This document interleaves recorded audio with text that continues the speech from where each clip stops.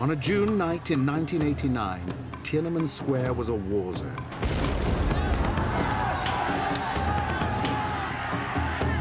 The People's Liberation Army fought its way into Beijing from 4 directions, with orders to converge on the square. Unarmed citizens and students faced armored personnel carriers, tanks, and soldiers armed with semi-automatic weapons. By 5:30 a.m. on June the 4th, 1989, the Army's mission had been accomplished.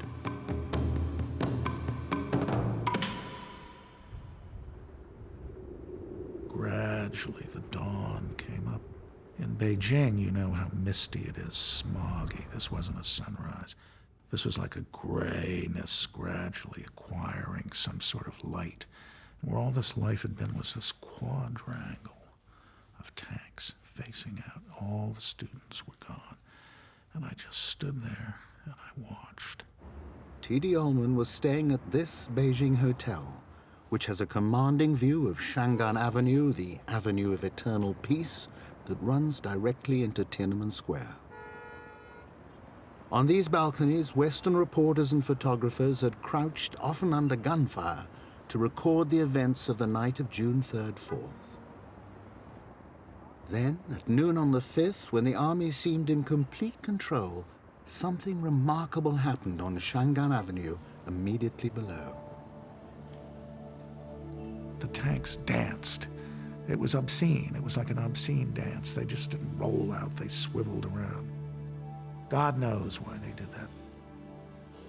And then the moment came which has intrigued you and fascinated and moved the world. You stand there, you're looking down, this tank's coming out, it's got its gun up, and this man just went out and he said, "Stop." It's absolutely extraordinary. You could look at him as unusually brave, but he probably wasn't. He was probably just an ordinary person who was so disgusted at what he had seen for the last few days. And he said, "Right, that's it. I'm going out and I'm going to just stand in front of that column." The tank did not try to just run him over. It turned to go around him. And then the young man jumps in front of the tank. And then the tank turns the other way and the young man jumps the other side. They did this a couple of times, and then the tank turned off its motor. And then it seemed to me that all the tanks turned off their motors because it was really quiet. Standing in front of a column of tanks. No one around him. He was all on his own with his shopping bag in his hand. He climbed on top of the tank, banged on the lid, said, "Get out of my city. You're not wanted here." We don't know exactly what he said, but it's clear that's what he wanted to say. And I started to cry because I had seen so much shooting and so many people dying that I was sure this man would get crushed. So I remember thinking, I can't cry because I can't see. I want to watch this. During this time, I'm thinking, this guy is going to be killed any moment now. And if he is, I just can't miss this. This is something that he's giving his life for. It's my responsibility to record it as accurately as possible.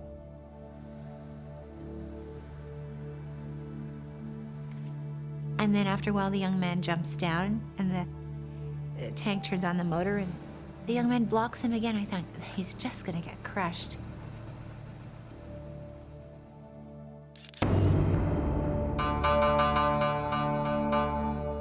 I realized that the Public Security Bureau had been watching us from the other rooftop by binoculars. So I went in and took the film out of the camera and reloaded it into the plastic film can.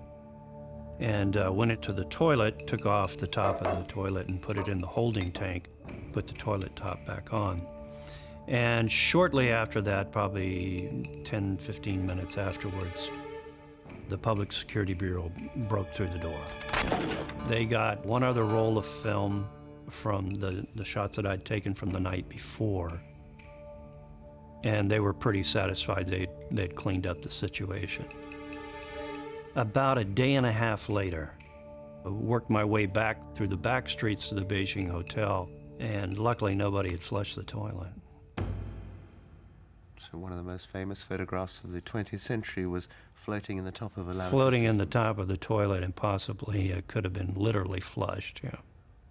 Images of that extraordinary confrontation became icons of freedom.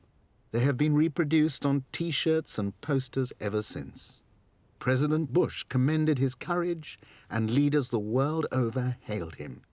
He became an inspiration to millions, and he changed lives forever.